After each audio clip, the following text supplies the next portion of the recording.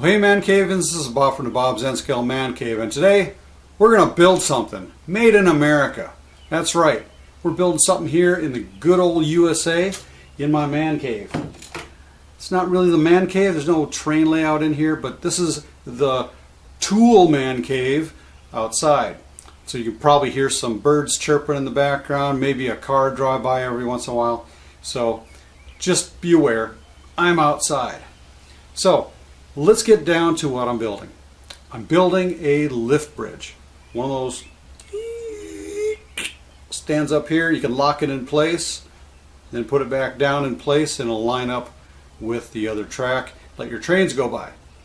So what am I doing this for? It's not for me. It's for a friend of mine who's in HO, and he wants a lift gate. He actually wants two of them, so I'm going to be building two of them. And so we're going to show you what you need right now.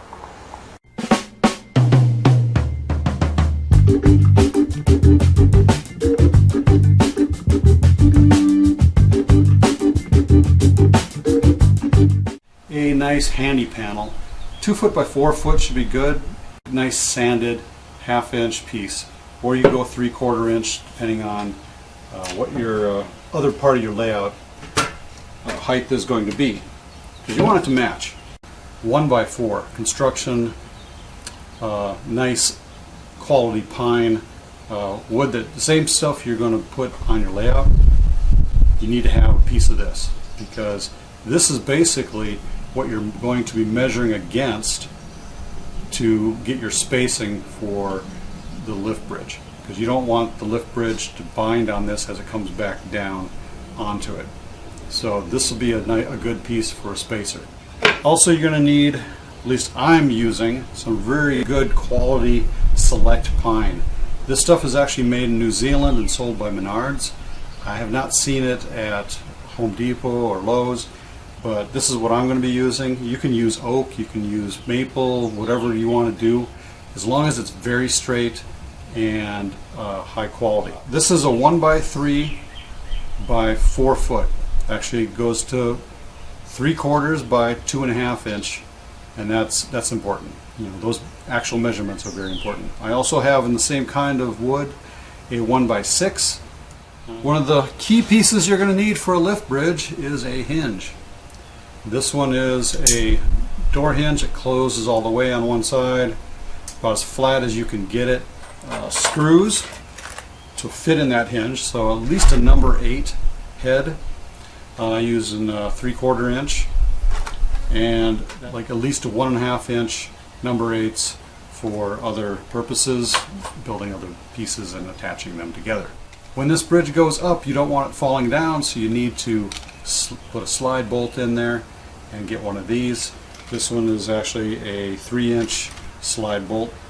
So let's see what kind of tools you need to get this started, and a lot of the tools I'll be showing you as I put it together. Okay, some of the tools you're going to need. First off, a drill, preferably a cordless drill. It's easier, you don't want to get the cord in the way. Next, you probably need a square with a ruler on it, tape measure, pencil. This one here is actually a carpenter's pencil. You also need some drill bits. Not a lot of use of that, but you do need some. Also need a countersink bit, some clamps. Clamps come in real handy. And as always, don't forget your ear protection, your eye protection, and your dust in your face and nose and mouth protection. It's not because of COVID, it's because I got allergies. I don't like sawdust. And sawdust doesn't like me. Also, it's probably a very good idea to have a table saw and a chop saw. A little circular saw and a jigsaw. We're going to start off by cutting our top. I'm going to make it 7.5 inches wide. So I'm going to mark this off so I can cut it.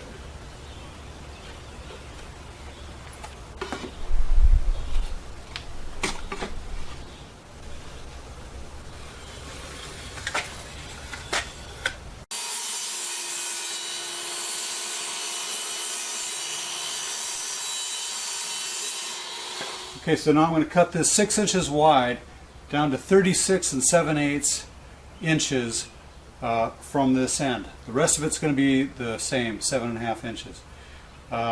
Show you why later. But don't cut all the way down, because you're going to have to jigsaw the rest of it out to make that little notch.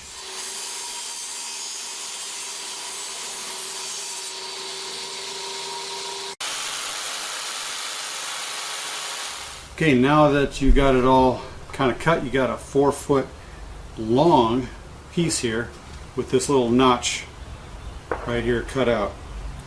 And so it's going to stand up like this, and this is where the hinges is going to be. This is going to be where the bridge kind of sinks down into your layout. Now I'm going to cut off some piece here at the end. I'm going to make this whole thing 44.5 inches long, and then we'll be ready to continue on with the other pieces. Okay, now that I've gotten this little piece cut off on the end here, I now have a 44.5 inch board. This rough side here is going to be in the bottom, and the nice side is going to be on top. Okay, what I cut was this 5.5 inch by 3/4 inch board at 5 3/4 long. So it's 5 3/4 by 5.5. And this is where the hinge is going to be attached at. Okay, now it's time to cut these 1x3s into the lengths that I'm going to need. The longest length I'm going to need is 34.5 inches long, and then I'm going to need 2 6-inch pieces from what's left over of each one of these. Well, at least one of these.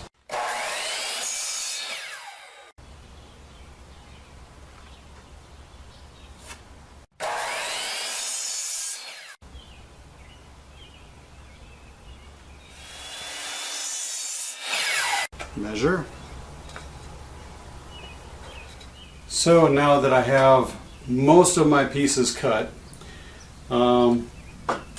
I just want to let you know that I had to cut a notch out of this little plywood piece, because where things are going to sit, which don't quite work well, I have to put in this 1x1 or 2x2, whatever. It's a 1.5 by 1.5 piece. It was a piece of scrap that I had lying around. I need this for the lock mechanism, so keep that aware. You need a scrap piece of 2x4, anything that'll kind of work, because the 2x4 is this wide as well. Just need to make a narrow piece in here so it kind of fits in this general location. So this piece here, this little piece, it's your main connection to your layout. This board is where the hinge is attached, and the hinge is also going to be attached to this piece here that I just cut out. Why? Because the 1/2 inch board is not thick enough to keep 3/4 inch screws in the hinge and from poking out through the top of your bridge. And you don't want the hinge screws sticking out, interfering with your track and so forth. They're kind of unsightly. You have to grind them down. It's just more trouble than it's worth. So the hinge needs to be routed out so it fits down here a little bit, so that the piece up here sits flush with the top of this board over here. So that's got to be right in there, and it's got to be flush. So if you can kind of see, you probably can't see with this lighting that I've got here, but anyway, the hinge pokes up away from the main board and will not sit flush, because I'm not mortising this into place. All I got to do is just basically make the hinge fit. You know what? It's always a good time to take a break and drink plenty of water, because it's June and it's over 80 degrees, probably in the 90s right now. It's hot. So this is a good project for the fall or the spring, even the winter, but never in the summer outdoors. Okay, so the first thing I'm going to need to do is figure out where this hinge is going to go. So I'm going to mock assemble, basically, a kind of like a fake setup. So I'm going to start with a 3/4 inch piece of the wood that I have, because I want 3/4 of an inch hanging over the edge of this frame, and that's going to be where it's going to fold down and sit on top of the landing pad that I'm calling it, the edge of that frame, so that it butts up to the edge of that landing pad frame, which should butt up to the layout board that's on the other side. So I'm going to start off with that piece there, and then I'm going to get my 6-inch piece to go right here up against there, and I'm going to put the 6-inch piece, the other 6-inch piece, down at the other end. You're going to hear me say that the most important piece is the one I'm working on, and in a lot of cases that is an important piece. The hinge piece is an important piece, so everything in between better fit in between. So work with that. Okay, on this side you just have the end of this box in the bridge area. Behind that is the frame of your layout. Okay, so you need to put that piece in, right? And then you take your long end, your 5 3/4 end piece right here. Do not put it to the edge of your board, because it's only 5.5 inches wide, but you want to give some sort of gap on the side of your layout board, so in case anything does bind, it's not going to be because of this. Okay, so you push it back a little bit, so you give yourself a little bit of room. You can probably line it up on the 6-inch here, so it's kind of centered, and trace out where that goes, okay, with your pencil. So now I've got a line where that board's going to go, and then I also am going to take this board out, and I'm going to draw a line where the layout board goes. Okay, so now I've got a line there. Well, actually I got 2 lines. I was marking where I was going to cut that, so I'm going to erase the one I don't want. This piece here, okay, this piece here is going to go up against this one. Okay,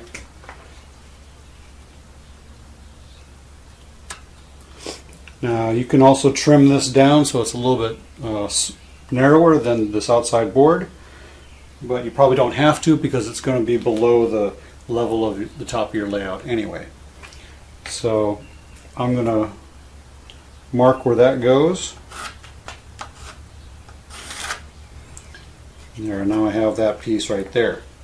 This is going to get screwed down to this piece, but it's also going to have the hinge on here. So I'm going to make a mark there.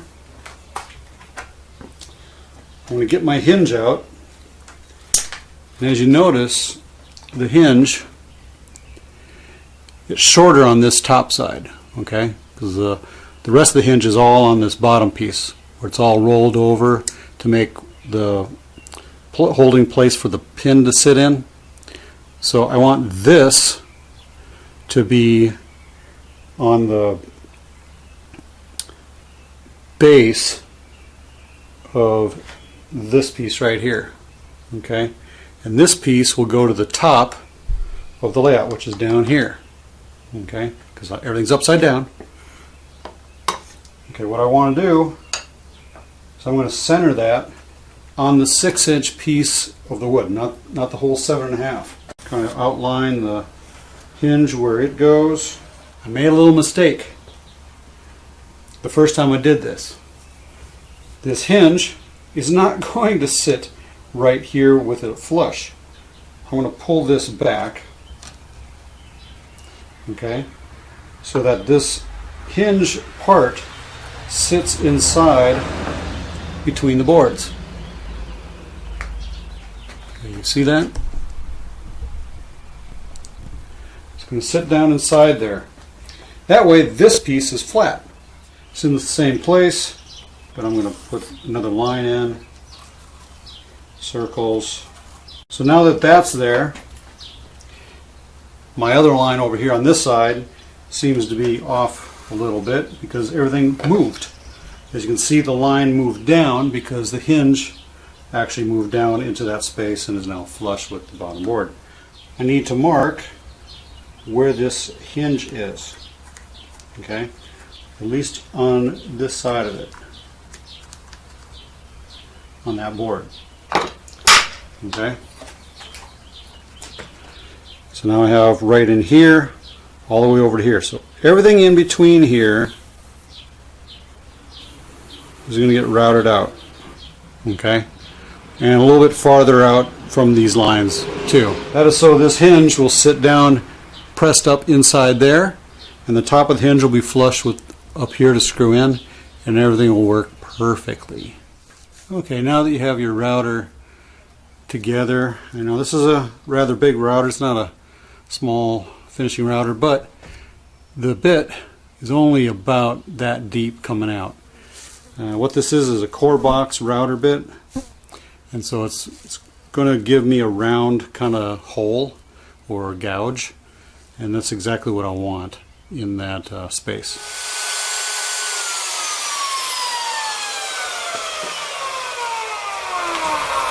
Then I always do a test fit.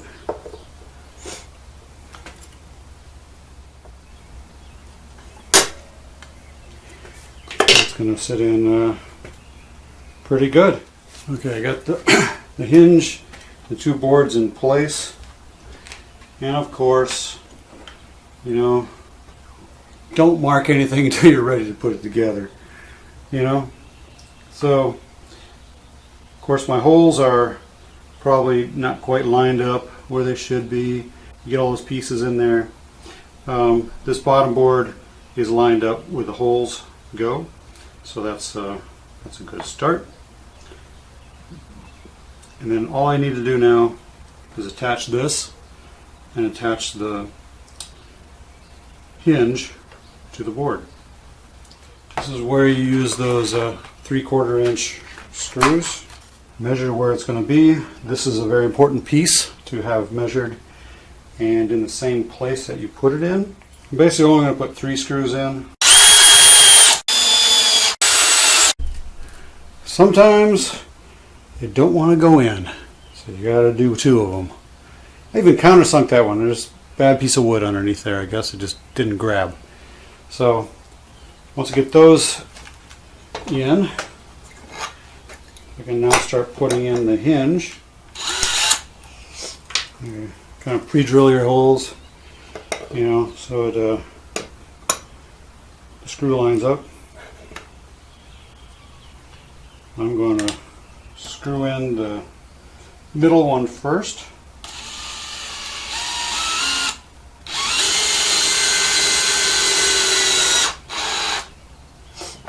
That way any shifting can go left and right. Okay, I've got the hinge partially in. I'm going to get the other side. Warning, don't use screws that are longer than the width of your or depth of your wood, because you stick your hand behind it, you're going to put a screw right through your fingers. Not fun.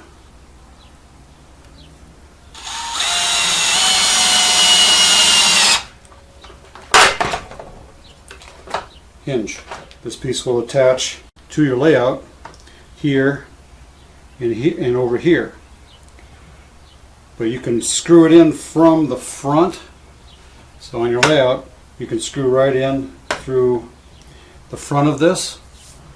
Or you can go from the back. It depends on how much room you got underneath the layout. But it's probably best to do from the front. We can worry about this piece here. Okay. So I've put a notch in there, and I'm going to mark somewhere along here. Just chop it off. Now that I have this piece, I'm going to attach it to the bottom down here. Actually over on this side, I'm sorry. Basically I'm going to countersink using this countersink tool right here. Fits inside there? Okay, you're good. Technically I could put these 1.5 inches in there, which I think I will, because it is a big enough board. First I'm going to pre-drill the hole. These number 8s, I'm going to use a 5/64 inch drill bit. Reason you do that is so that you do not split the wood. To attach the deadbolt, it's going to go down here. Reason being is you're going to have this piece right here that it's going to be attached to. So I got to have enough space under here. You know, I can't put the latch up there because then that's where the frame's going. So it's got to be down here, and you get the most leverage protection basically from it ripping out and falling down on its own. I'm going to get it to the edge, but not too far to the edge because I don't want to split the wood. And so this will still flex a little bit, but it'll hold it. So basically I'm going to attach this roughly the same way as you would anything else.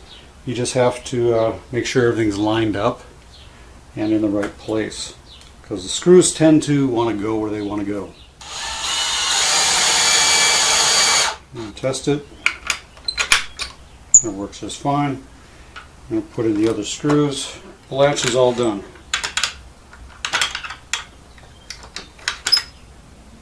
It'll work just fine now. Okay, now the fun part. We put the frame together. Okay, what I did was I bought a Craig 720 Pro, which comes with this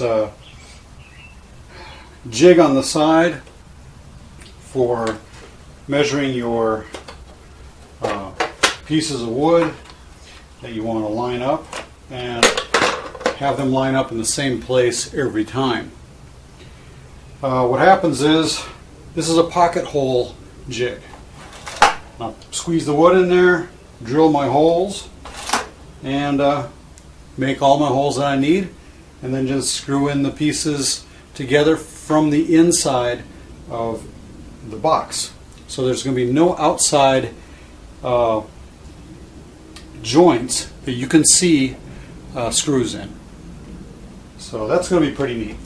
And we're going to see how this works, and let's get started.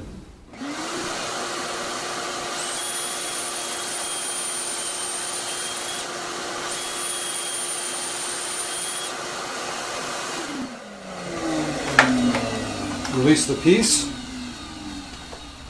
and you have a pocket hole to put your pocket hole screws in. Okay, once you get your holes drilled, you're just going to screw in your first piece. Make sure you put that piece down on something flat. Get the other end in there nice and flat. I press the clamp up against it so it pushes this way as well, and then clamp it down. I also do a check to find out if it's square, and it is. Slide your screws in there, put your square bit into the hole. I hold it down.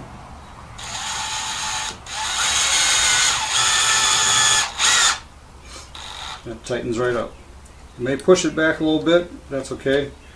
It'll find it square.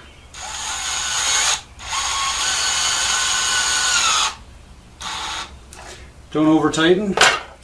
Okay, I didn't have a wide enough table to put this on to keep it from twisting, so I could screw the other board in.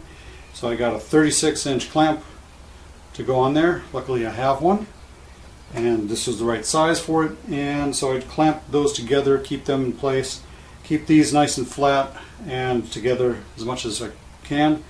And I moved it over here so I could get a drill in here to put the screw in.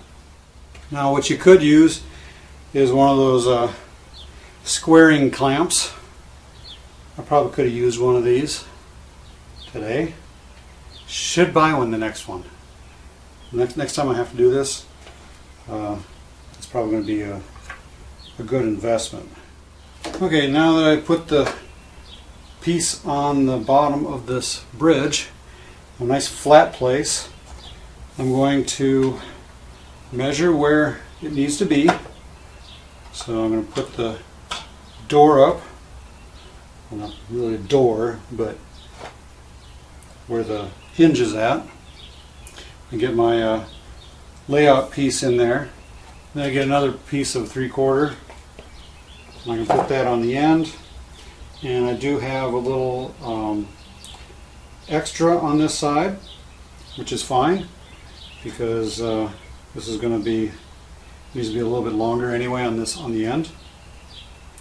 Once you get this side in, you want to clamp it down in place, making sure that it is flush with the ends.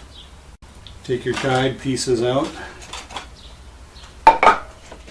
Actually, I'm going to leave a little more gap on this end.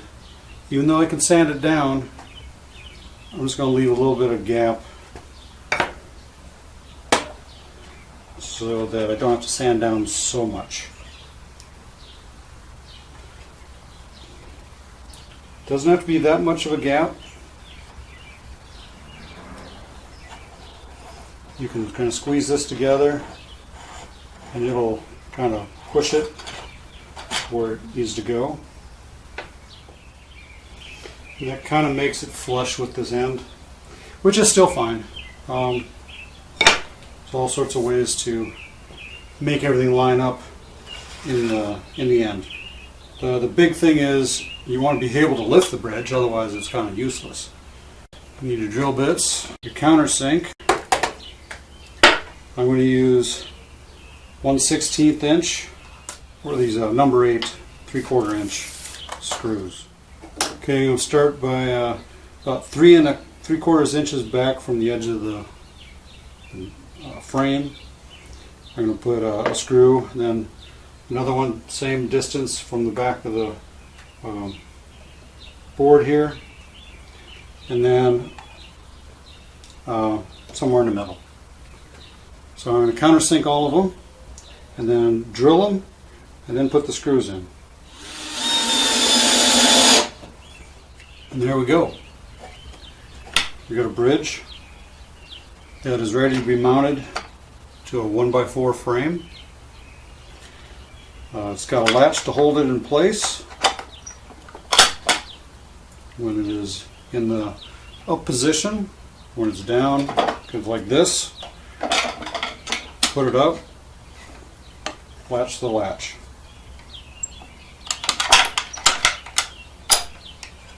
And then it stays up. And this one actually, because the way the angle is going to lean back a little bit, so it's a little bit more out of the way. The last piece to make goes on the end, and that is going to be pretty easy to make piece. It's basically the reverse. Okay, I took 1x4s because that's the frame that is being used for the framework. I turned it upside down.